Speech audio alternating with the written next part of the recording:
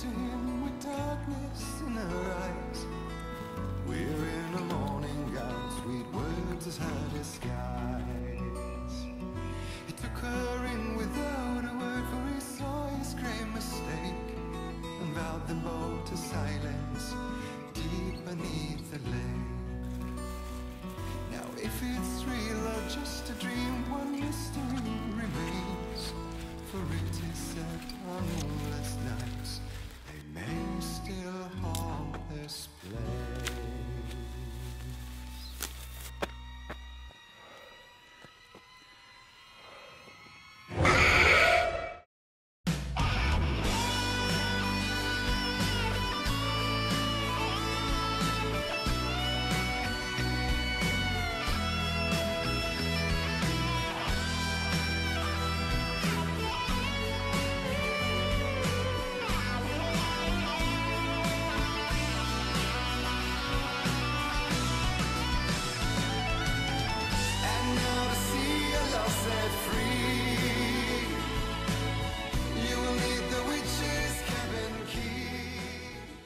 So let's talk about fear.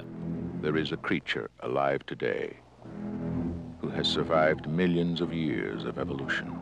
Fear is not really fun. I don't think anyone really enjoys being afraid. I have never been the kind of person who loves horror movies. There's a monster outside my room. Can I have a glass of water?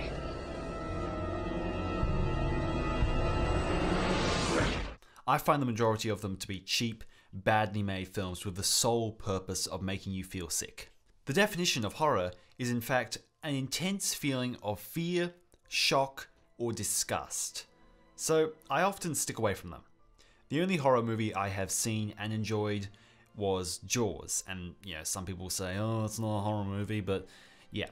And it's fairly tame compared to a lot of what comes out now. I enjoyed it for the story and the time it was released. I enjoyed it for those aspects, not all the gruesome death scenes.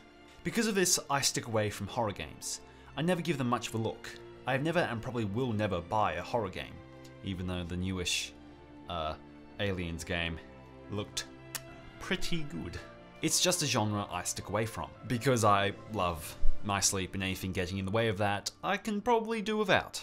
On the other hand, we have something I am a very big fan of: thrillers. The definition of thriller is a novel, play, or film with an exciting plot, typically involving crime or espionage. So films like The Line or Bullet would be considered a thriller. But thriller is always compared to horror, which is something I found very interesting, because from the definition, they don't really sound like they would have anything in common. But when I do think of thriller, I do think Signs, The Village, The Birds, Shutter Island, and of course, Psycho. The thriller genre is much wider than horror, but they are often compared. In my opinion, thriller is designed to hold your attention and interest in a way that might be frightening or extreme, whereas horror is the depiction of repulsive or gruesome acts to keep the film in audiences' minds. You might be asking, what does any of this have to do with Alan Wake? But trust me, this is all very important. Thrillers often are more story-focused.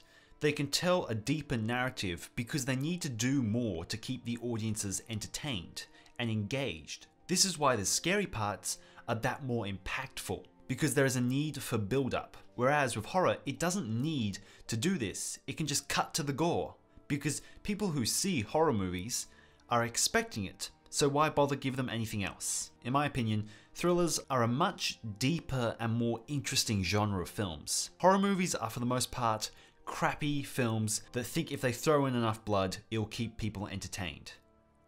But no, not really. Gun! False alarm. The balloon get you a little panic? Is Signs great because there's a creepy alien hand that tries to grab the main character? No. It's great because it knows when to make a scene happy and warm and when to make it scary and cold. Is The Birds a historic movie because a guy gets his eyes pecked out?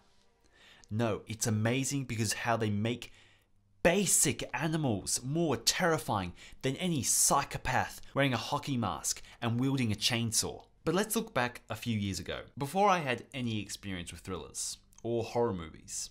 All I knew was they scared me, a lot, and I didn't particularly like either of them. I was looking around our local game shop. We had a break for school and I wanted something to play. I picked up a game called Alan Wake by Remedy Games. I'd never heard of it, never read a review, I hadn't even read the back of it. But then I saw the front, and it said, psychological thriller. And I thought, yeah, not gonna get this. But then I saw it was only rated M. In Australia, we have a certain rating for films and games. The level 1 is G for general, so everyone could watch or play this or buy it. Then we have PG, which stands for parental guidance recommended. Anyone could buy this as well, but it's more aimed at 12 and up. Then you had M, which stood for mature. Yeah, again, anyone could buy it, but it's more encouraged for people around the age of 15. Then you have MA, which means mature audiences only. You need to look fairly old to buy these. So if you're a kid, you're out of luck, but you don't need any paperwork or anything to buy this. It's just you need to look 15-ish. Then we have R18+. So to buy this, you need to show a driver's license. So stuff like Grand Theft Auto 5 and Outlast 2 and The Last of Us are all rated R here. So I was fairly surprised because all the horror games I had ever heard of were MA or R. So I thought, what kind of game is this then? Because there are not many thriller games. So I asked the desk and they said, this is a really good game. Don't watch anything about it, don't read any reviews, just play it. So I bought it, took it home, put it in my Xbox, and played it. As I said at the beginning, fear isn't fun, right? Well, Alan Wake proved me wrong. It is not only fun, but hugely rewarding, incredible, and all around the best game I have ever played, will ever play. Who cares about those SpongeBob games or The Last of Us? Please, if you have not played this game, you are missing out. I have never played a game where the story and the gameplay and the locations are also hugely improved and made even more fantastic by the constant fear all around you. It is incredible.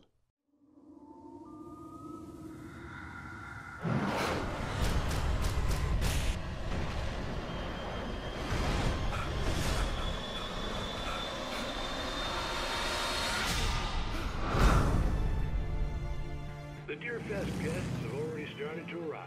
This is KBF-FM, and now some music. Wow, it's gorgeous, Alan. Her own private island. Alice? Cauldron Lake is a special place. Darkness will consume everything.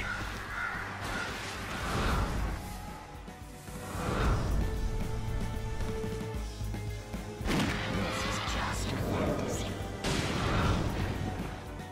We're not voting here.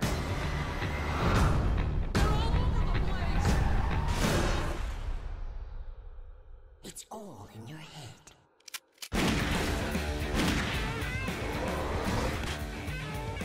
Who are you?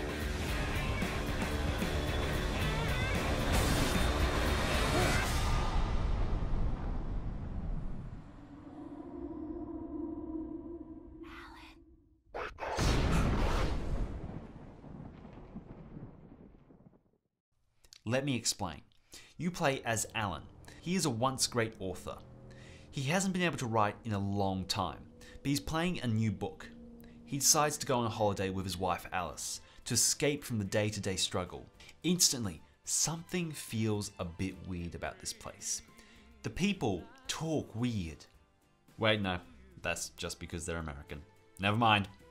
We meet this creepy lady who gives us a key to a house on Cauldron Lake. Carl couldn't make it. Unfortunately, he was taken ill. But I have the key for you and instructions on how to get to the lake. Okay. After an argument about work, Alan walks off. I thought maybe you could write here. I don't want to hear it. God damn it, Alice. He takes a minute to breathe on the bridge. Then, we hear a scream. Alice? I won't spoil too much more of the story, but just so I can keep talking about this game, there might be some spoilers and stuff. So Alan's wife has gone missing, and we wake up in a crashed car hanging off a cliff. we find pages from this future book, and Alan is titled the author. Hello? Is someone there?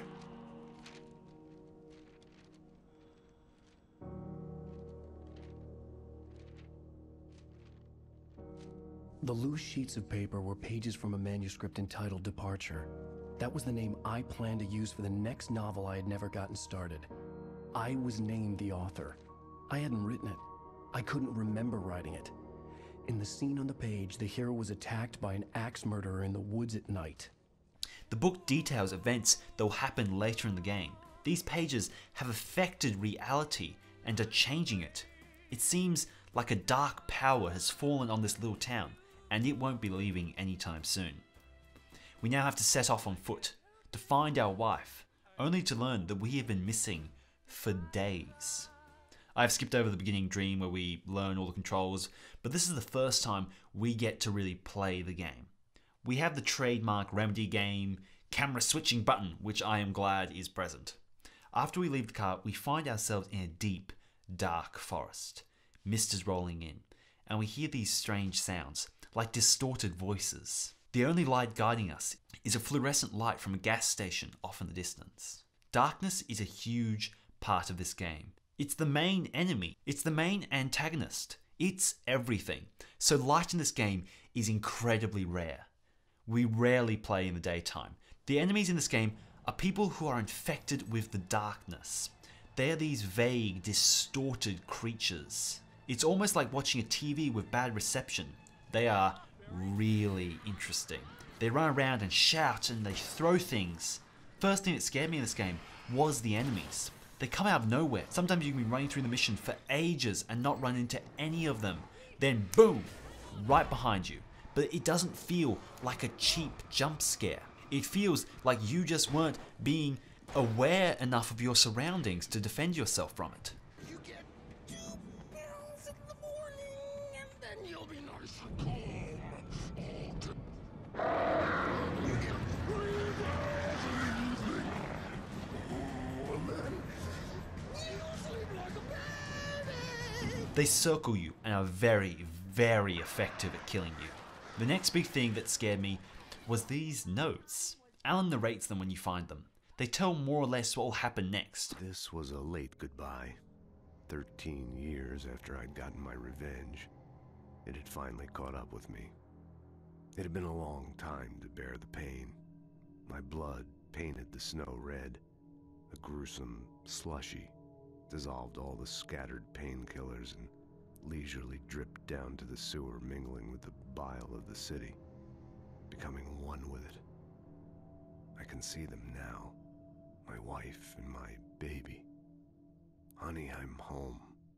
But if you're like me, you don't search around a lot, you miss a lot of them, so it never really spoiled anything for me. It gave just enough information. It never felt like it took away from the game. It helped create a mood. It helped create one of the greatest moments in any video game for me. All this level, all we've been doing is wandering around, fighting some guys and stuff.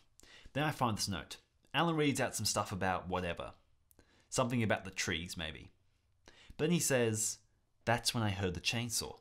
And the page ended. And I was like, oh crap. So I'm on edge now. I'm thinking, okay, where is it? What's going to happen? So I keep going with this mission. This time waiting for the chainsaw. But then about 15 minutes later, when I had all but forgotten about the chainsaw, Alan commented about the wind in the trees. And I remembered him talking about this before in the page. And that's when I heard the chainsaw. The game is filled with stuff like this. It is so incredible, and is the very first sign to me that this is no ordinary game. The best thing about this game reminds me very much of Signs. In Signs, they use very happy or even funny family moments to offset the terrifying events. Alan Wake is a master at this. The scenes with Barry, or in the coffee shop, and even the few scenes we get with Alice, help make this more than just a barrel of jump scares. It creates an incredible amount of depth, or should I say breadth? I don't know. I don't know. Because they do this, they can evolve the characters so much more than in most horror games. Because these scenes of levity, it allows us to see the characters act normally and see how the events of this horror is affecting them. It also helps that we have a few flashbacks, so that helps us as well. It shows what Alan's life used to be like when he was a famous and incredible author. But what Alan Wake does better than anything else is setup. To understand this better, I will need to add some context. This might be considered a spoiler, but who cares? Towards the end of the game, we get to go to a mental hospital. We are trying to find someone, but there is this shady guy there. It's a very creepy place. Even though it's daytime, it still has a very sinister feeling. It seems there's a storm coming. Funny, I don't recall there being a mention of that in the weather forecast. We spend a long time in the hospital, talking and arguing. The sun is slowly setting. A deep feeling of dread surrounds you. You can tell that this guy isn't on your side. And at this time, you're also running from the police, so you have that in the back of your mind as well. Alan is tired and angry. Barry is just trying to hold things together, and when things do go bad, and we have to fight some bad guys, we have all this in the back of our minds. It affects the way we play and what we choose to do. This is setup. What's great about this game is how masterfully it does this. It doesn't feel like they're just setting up the next level, because they are setting up the next level, but they are also setting up the story and the events that are about to happen. Some throwaway remarks become incredibly important later. The Andersons, they're local musicians. We're waiting for Dr. Hartman to come pick them up. The planning that went into every word. I can't think of any game that sets up the mission so incredibly well. You can't step away or zone out in a cutscene because everything is important. I love this so much. Another example of great setup is the chainsaw bit from earlier. Something else that I find incredible in Alan Wake is the way it makes you stress. For example, your main way of fighting. You have a flashlight that burns away the darkness. You also have a gun with limited bullets. You have to burn away the darkness to be able to shoot the bad guys, but using a flashlight takes a while to burn off the darkness. And they always attack in groups, but when you start burning them, they slow down a bit. You have to constantly be moving from guy to guy, keeping them back because you can't shoot them yet. And also, your torch has a limited amount of batteries, and they get drained quickly. So if you run out, you have no chance. You have a revolver as your main gun. You get other guns, but the main one is the revolver. It has limited ammo and takes a while to reload. Then you add in flares that burn away darkness, but also keep them away for longer. We also have flashbangs and shotguns and bigger lights and different batteries. It's a wonderfully stressful combination, and it works so well. Something I haven't touched on in this video is immersion. Immersion, in my opinion, depends on the game. A game like Goat Simulator, you aren't going to be immersed in. It's not that kind of game. But a game like Final Fantasy 15 is one of the most immersive games ever. So where does Alan Wake stand? It's an interesting game because it falls in an interesting place on the scale. It's very immersive, but it doesn't want that. As you can tell with the camera, you very much are a participant in this game. You are not Alan. You are just someone telling him where to go. Remedy are trying to tell a story here, and it would not work if you were Alan. If this game was first person, it wouldn't work. You wouldn't feel connected to him, because you are him. It would feel weird because Alan is such a developed character, it would be weird to be in his shoes. So it's very immersive, but not in the normal way. You aren't immersed in the world, you are immersed in the story. You are immersed in the game. As an example, Final Fantasy 15, when I played through that as Noctis, his decisions were my decisions. I was immersed in the world. It is yet again another third-person game, but I was immersed in the quests and the stories and the characters. I was immersed in what was inside the game, not the story. The story was a bit low in my opinion, there wasn't that much, but I still loved that game. But I was immersed in the world. In Alan Wake, I'm immersed in the game. It's very difficult to describe. But if you've played it, you know what I mean. You feel very much like a simple viewer, but not in a bad way. It doesn't take you out of the moment, it adds to it. I'm not saying this game is perfect. There are a few particular parts in this game where I got stuck for ages because of the difficulty. But nothing really sullies my opinion of this game. It's Remedy at its best. The best way I can describe this is, imagine it's a book. We have all found a book that clicked with us. For many people, it was Harry Potter or stuff like that. When you read a book or watch a movie that pulls you in and holds you till you are finished, Alan Wake is that. It's a thriller in every way.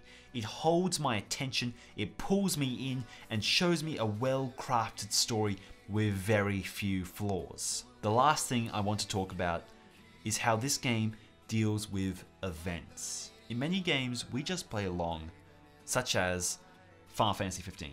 Our home is destroyed and everything is ruined, but we are still running around, joking, fighting, the same way we were before the city was attacked. Alan Wake though, what happens in the game affects everything. His missing wife is always worrying him. If he drops his flashlight in a cutscene, we don't have the flashlight, we have to find a new one. He is afraid when we are. He is worried when we are. Everything that happens in the game affects something else. Nothing is just throwaway. Everything is important. Remedy should be congratulated on this incredible game with very, very, very few flaws and issues. It is, in my personal opinion, a masterpiece. If you haven't played it, please play it. It is available on Xbox One, 360, PC, and I don't know where else, but please give it a go. Even if you aren't into horror games or thrillers, this is well worth a look.